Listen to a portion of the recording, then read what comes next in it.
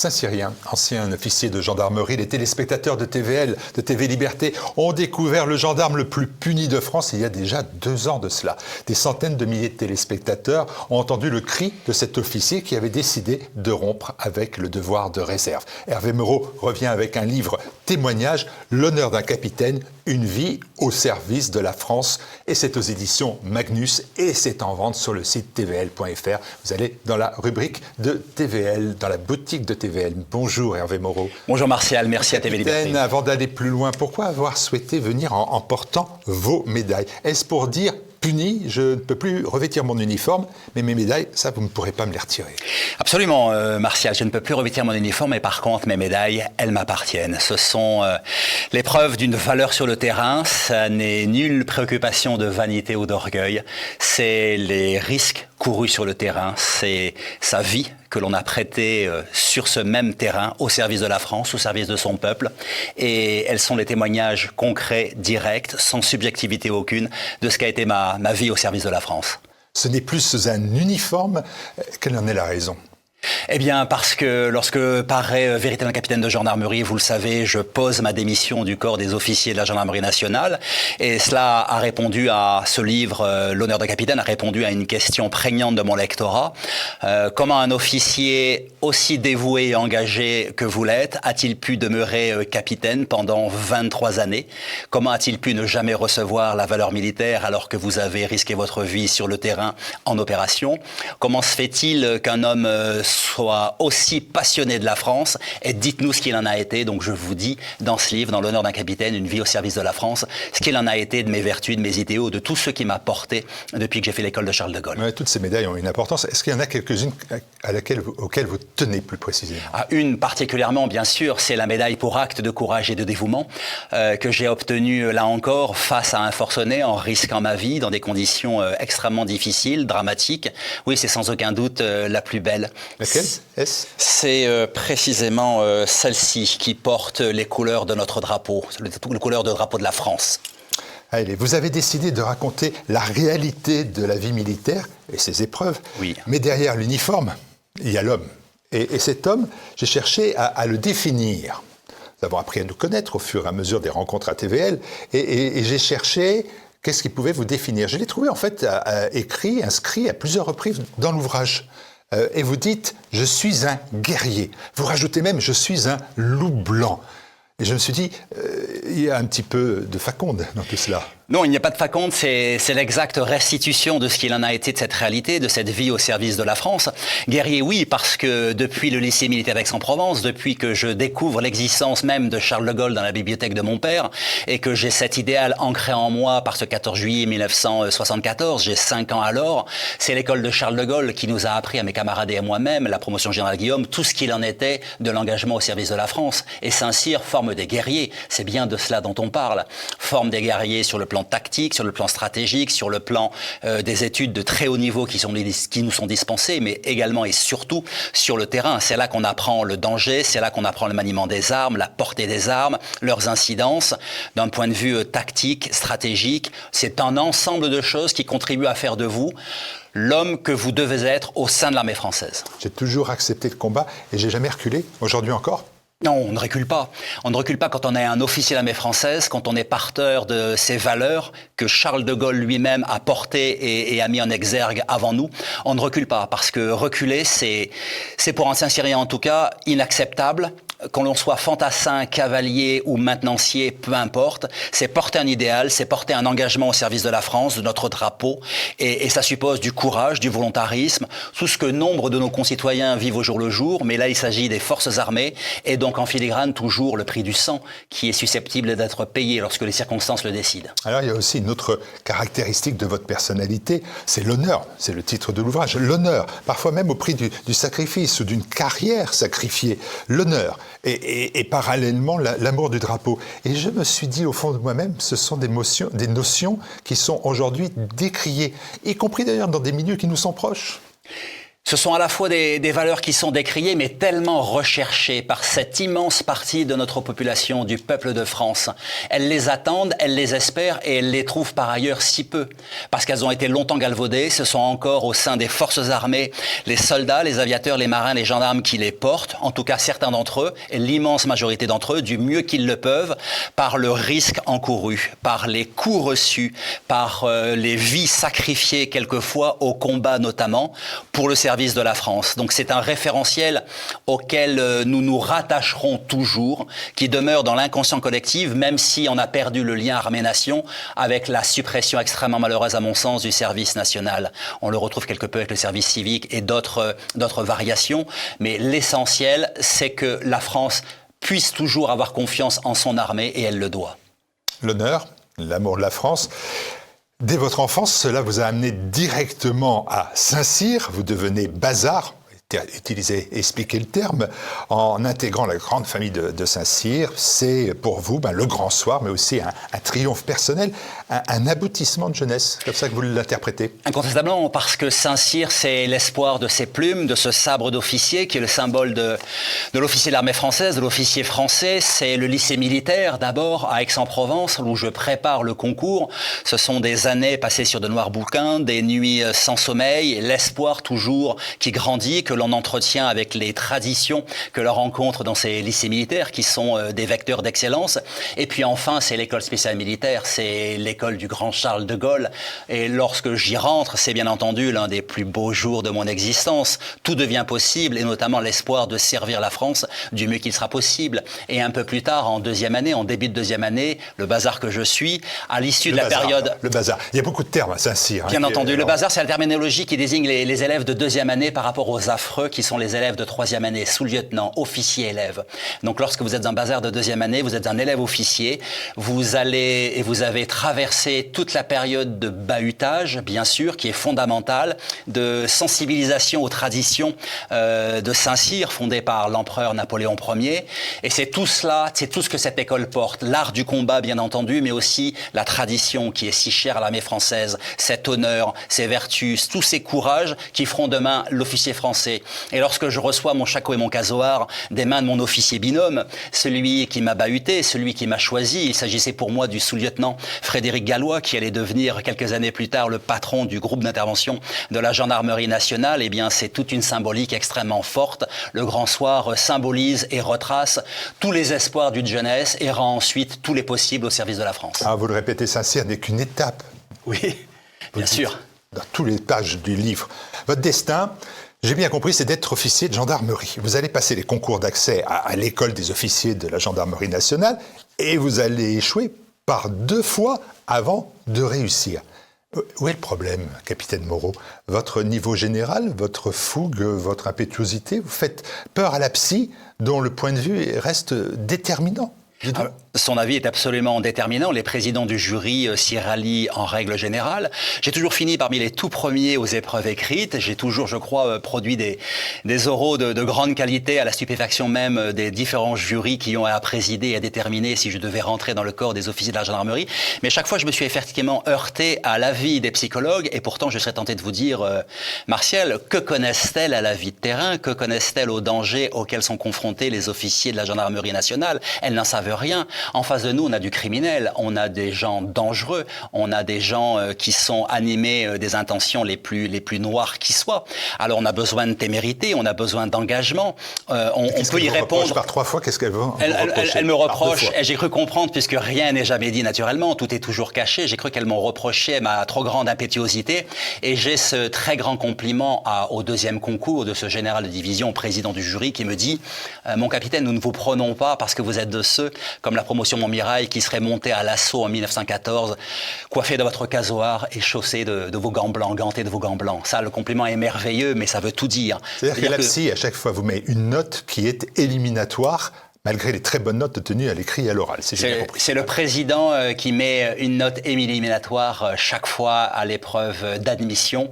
Et à un moment donné, effectivement, il me le fait savoir. Et la question que je lui pose, dois-je repasser le concours une troisième et dernière fois, ou toute tentative sera-t-elle annihilée et vouée à l'échec? Et là, il ne me répond pas directement, il hésite, je le vois réfléchir, et il me dit, repassez le concours. Et je l'ai repassé, et enfin, dans les circonstances que vous savez, parce qu'elles sont très particulières, elles sont parfaitement incroyables. Cela n'était absolument jamais arrivé. Et sans être mystique moi-même, on se pose la question de savoir si à un moment donné, ce n'est pas la main de Dieu lui-même qui a voulu qu'au travers de ces circonstances, envers et contre tout, eh bien, j'accède au corps des officiers, j'accède à l'école des officiers de la gendarmerie nationale parce qu'il le fallait, parce que je le devais. Je ne sais pas quel en est le sens, mais en tout cas, ça a lieu. Les lecteurs, les téléspectateurs, oui. Non, mais les lecteurs le découvrir. Alors moi, je salue votre persévérance. Je me dis, on peut saluer cette ténacité, mais on peut aussi s'interroger. Parce que l'entretien individuel avec le psychologue que vous relatez permet de s'assurer, je cite, je vous lis, que vous restez bien dans le moule, que vous êtes bien propre sur vous, que rien ne dépasse, que vous serez bien obéissant, de préférence conformément à la version de tension. Alors pardonnez-moi, mais là c'est vraiment pas du tout le destin d'un guerrier. Je vous rappelle, vous êtes un loup blanc. Absolument, Martial. Mais ça, c'est toute l'ambivalence. C'est toute l'ambivalence de la gendarmerie nationale. Et c'est pour ça qu'aujourd'hui, dans cette armée, tout va si mal. Cette semaine, un jeune élève gendarme, a commis l'irréparable à l'escadron de Decize. La semaine qui précédait, c'était un gendarme de la compagnie de Wissembourg qui, hélas, a commis également l'irréparable.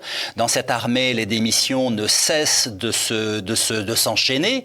Les dépressions, les suicides, cette armée va mal. Je le fais savoir et elle va mal parce que les officiers qui constituent le corps de direction et d'encadrement de cette gendarmerie nationale ne sont pas ceux que l'on devrait avoir. Capitaine Moreau, vous ne répondez pas à ma question. Ma question, c'est pourquoi cette entêtée dans la gendarmerie dont vous savez pertinemment qu'elle n'est pas conforme à votre état d'esprit?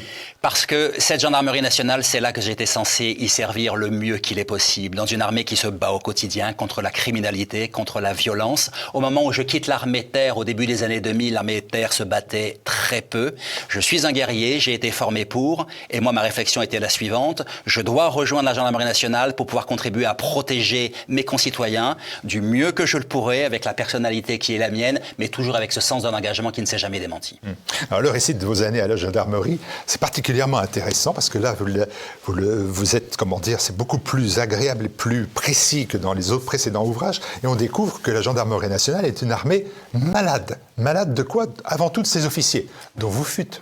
dont je fus, absolument, mais une personnalité si atypique et qui a tant détonné dans ce milieu. Mais si nous avions été plus nombreux, j'ose croire, Martial, que cette armée se porterait mieux. Il s'agit de servir les hommes et les femmes qui nous sont confiés, il s'agit de les soutenir dans l'exercice difficile de ce métier des armes. Les fonctions d'un sous-officier ou d'un officier de gendarmerie sont complexes, difficiles, les conditions d'exposition au danger sont toujours plus grandes. Il y a chaque heure un gendarme qui subit une blessure, une agression, qui est si peu protégé par la justice de notre pays, vous le savez bien, mais par contre, ils doivent l'être par la hiérarchie. Et moi, ce que je reproche, même si la valeur est partout dans le corps des officiers parmi les généraux, je reproche que l'essentiel des hommes et femmes qui servent dans cette armée soit si peu soutenu. Et c'est ce qui suscite aujourd'hui leur démission. Parce qu'ils ne se retrouvent pas dans cette armée. Beaucoup de mes sous-officiers m'ont écrit et m'ont dit « J'ai adoré être un gendarme, mais j'ai détesté la gendarmerie nationale. » Mais Seigneur, quelle ambivalence, comment cela est possible? Moi, je voudrais, et j'ai tout fait pour que les gendarmes qui servaient sous mes ordres soient heureux de servir, puissent évoluer dans un cadre qui était propice au confort de l'exercice de leur métier. Sans pression, sans harcèlement, sans despotisme, avec justice et équité. Mais on le trouve si peu dans les rangs de la gendarmerie nationale, même si bien entendu chaque situation est particulière. Mais aujourd'hui, les démissions, les suicides, les dépressions sont telles que le corps de ceux qui dirigent cette gendarmerie nationale doit les pousser à s'interroger et à répondre à ces attentes. Mais vous allez beaucoup plus loin, vous poussez le bouchon encore plus loin en faisant un portrait à charge de la gendarmerie elle-même. Je vous cite encore, elle est tout bonnement insupportable à vivre et à fréquenter. Elle décourage les plus belles volontés. Beaucoup ont fait le choix de la médiocrité pour éviter de s'exposer. C'est une armée qui suinte l'hypocrisie de la lâcheté. Ah là, vous chargez sabre clair. Et c'est exactement cela. Ne retirez pas un mot de cela. Ah, je ne retire aucun mot de cela. Et au c'est moment où la avalisé. gendarmerie est C'est si une arme, nécessaire. c'est une arme merveilleuse engagée au service de nos concitoyens. L'essentiel des gendarmes, hommes et femmes, font un travail extraordinaire au profit de la sécurité, là encore, du peuple de France. Mais elle soigne l'hypocrisie et la lâcheté. Le corps des officiers, incontestablement, on met une chape de plomb au sein des unités par rapport à ce qui pourrait être, ce qui devrait être, et moi je le regrette. Et le symptôme le plus marquant en est là encore le flux des démissions. Les personnes qui m'écrivent aujourd'hui me disent « je ne supporte plus cette forme de manque de soutien, cette forme de despotisme que l'on trouve partout, cette culture du pas de vague qui nous fait tellement de mal, cette servilité qui soigne à tous les niveaux des strates de la hiérarchie, et les gens partent. Et moi, je le regrette, parce que j'ai croisé suffisamment d'hommes et de femmes gendarmes remarquables, d'idéaux, de dévouement, qui étaient rentrés au sein de la gendarmerie nationale avec la volonté de servir le mieux possible, et puis qui décident de partir de manière précoce ou tardive, parce qu'ils n'en peuvent plus. Et c'est cela que vos téléspectateurs doivent savoir, et c'est ce que découvriront mes lecteurs, s'ils veulent bien me faire l'honneur de lire L'honneur d'un capitaine. Mais là encore, je demeurerai toujours le premier défenseur de la gendarmerie nationale, par ailleurs. Il y a un élément encore peut-être plus grave dans mon esprit, et sûrement plus frappant, c'est la mise en garde que vous faites, parce que vous affirmez que la gendarmerie, notre corps d'armée, n'était pas prête aux émeutes de 2005, mais qu'elle n'était pas prête face aux gilets jaunes, qui ont souvent été maltraités. Oui, absolument. Et pas plus qu'aux émeutes de 2023. C'est-à-dire qu'on n'a rien appris et qu'entre 2005 et 2023, en 18 ans, rien n'a bougé. Eh bien non, rien n'a bougé. On souffre d'un immobilisme. Alors, est-ce que c'est le pouvoir politique qui est directement à l'origine de cet immobilisme que l'on retrouve là encore sur le terrain, parce que la manœuvre n'est pas suffisamment offensive, parce que les hommes manquent d'initiative, les Black Blocs, ceux qui nous font face, sont des gens violents, déterminés, les anarchistes mettent en œuvre des tactiques qui sont extrêmement mobiles, alors que la gendarmerie nationale est infiniment plus lente, parce qu'il y a toujours, bien entendu, et c'est parfaitement nécessaire, elle a évolué dans les techniques, elle a évolué dans les uniformes. Mais concrètement, les manifestations se passent souvent très mal. Les scènes de pillage, de bris, de casse à laquelle on a affaire sont quand même les preuves les plus manifestes, et nos concitoyens s'en indignent et se disent... Moreau, est-ce que c'est dû à la gendarmerie ou c'est dû à ceux qui commandent à la gendarmerie? C'est un petit peu différent. Si la gendarmerie n'a pas le droit de répliquer, elle ne veut pas répliquer. C'est dû essentiellement à ceux qui sont donneurs d'ordre, c'est-à-dire le pouvoir politique, mais c'est également dû et imputable à la technique de la gendarmerie nationale, qui a insuffisamment évolué, qui reste encore trop regroupée, trop ramassée, trop volumineuse, là où on devrait avoir infiniment plus de mobilité. Les casseurs, les pilleurs sont extrêmement rapides, extrêmement mobiles. C'est à cela qu'il faut répondre aujourd'hui, et on a toujours été incapable d'y répondre. Alors la préoccupation des hommes, oui, lorsque j'ai été moi-même commandant d'escadron, c'était ma préoccupation première. Éviter les blessures, éviter les morts, préserver le sang de mes hommes, bien sûr, mais cela, malheureusement, a des incidences sur la réussite de la mission, et on ne peut que le déplorer. Vous avez fait des missions en France, aussi à l'international, bien sûr, en Europe, en Afrique. Absolument. Et là, on voit quand même qu'il y a des mobilisations de la gendarmerie qui sont très importantes, et très fatigantes d'ailleurs aussi. L'armée de terre et la gendarmerie nationale, on évoque bien sûr, et je fais beaucoup voyager le lecteur, la Bosnie, le Sahara occidental, le Kosovo, la Côte d'Ivoire, avec chaque fois des situations dangereuses, où vous avez à faire la preuve de votre valeur. Et c'est cela qu'on attend d'un officier français, qu'il ait en charge l'encadrement d'hommes et de femmes, ou qu'il soit envoyé sur les terres d'opération en individuel, sur une mission internationale comme je l'ai été.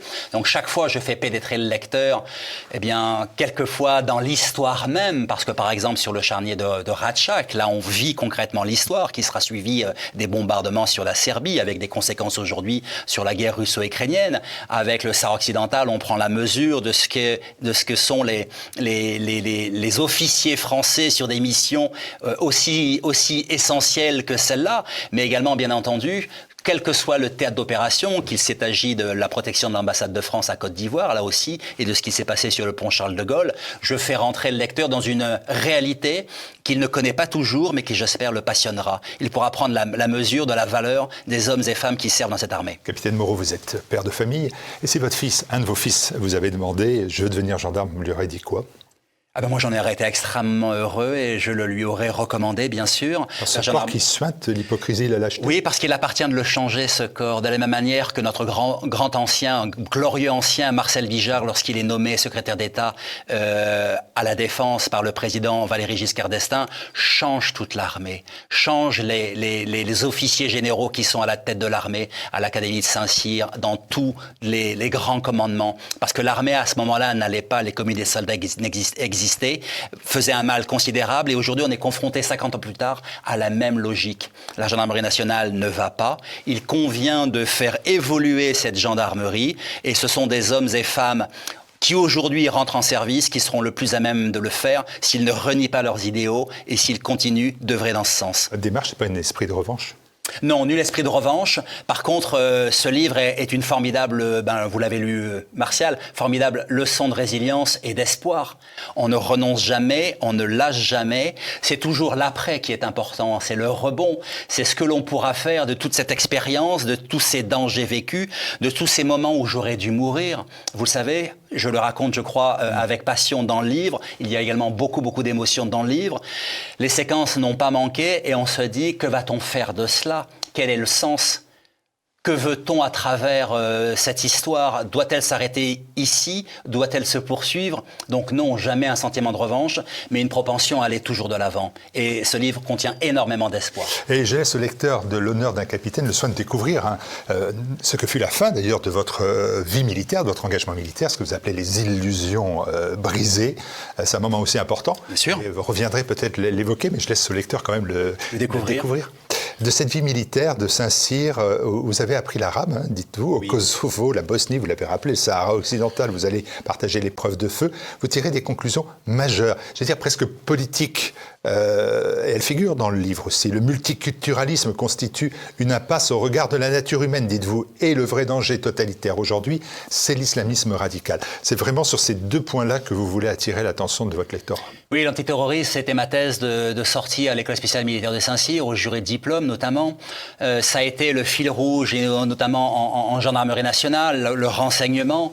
J'ai appris l'arabe à Saint-Cyr, je l'ai lu dans le texte, j'ai lu le Coran, je connais très bien la civilisation arabo-musulmane. Et c'est quelque chose qui a toujours été premier à mon niveau. Il faut s'en soucier, s'en préoccuper aujourd'hui. Les choses étaient encore possibles il y a 30 ans. Aujourd'hui, à force de défaut d'assimilation et d'acculturation, on est arrivé à ce multiculturalisme qui est une source de conflit inéluctable. Je l'ai vécu au Bosnie, je l'ai vécu au Kosovo.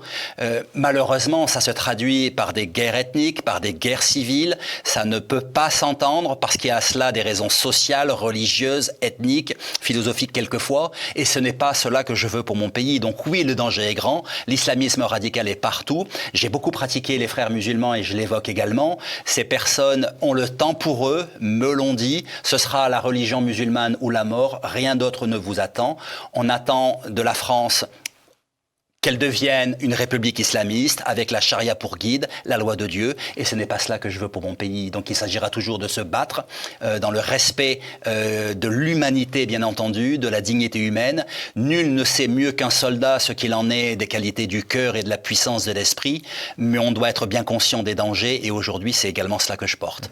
Votre indépendance, vous l'avez eue au sein de la gendarmerie, vous êtes battu pour la conserver. Cette indépendance en politique aussi, c'est encore une marque de fabrique. Difficile de vous mettre dans un moule. Eh bien, on doit porter l'honneur, c'est à ça que l'expérience doit servir, porter l'honneur, porter la vertu, parce qu'elle est nécessaire partout. On le disait en amorce d'échange. C'est cela que nos concitoyens recherchent, parce qu'ils le voient si peu, et notamment au sein de la classe politique, où tout n'est qu'opportunisme, carriérisme, intérêt personnel. Qu'il s'agisse des forces armées ou qu'il s'agisse de la classe politique, on doit porter l'honneur du mieux qu'il est possible. On doit porter la vérité, on doit porter l'espoir. C'est ça qui permettra de restaurer la confiance en le peuple. C'est cela qu'il attend, en tout cas, je crois. Et moi, j'essaie de répondre à ces attentes, à ces exigences, en étant l'un de ceux parmi d'autres qui ne variera jamais, qui ne changera jamais, parce que d'autres le font déjà et depuis suffisamment longtemps. On a besoin d'honneur, de vertu. On a besoin de rendre à la politique ce qui fait son sens premier, le service aux autres. Merci Hervé Moreau. L'honneur d'un capitaine, une vie au service de la France. Je vous encourage à lire ce livre témoignage qui est passionnant. Passionnant. Merci beaucoup et merci aussi aux éditions Magnus de soutenir aussi TVL régulièrement par la présence de leurs auteurs. Merci à vous. Merci Martial.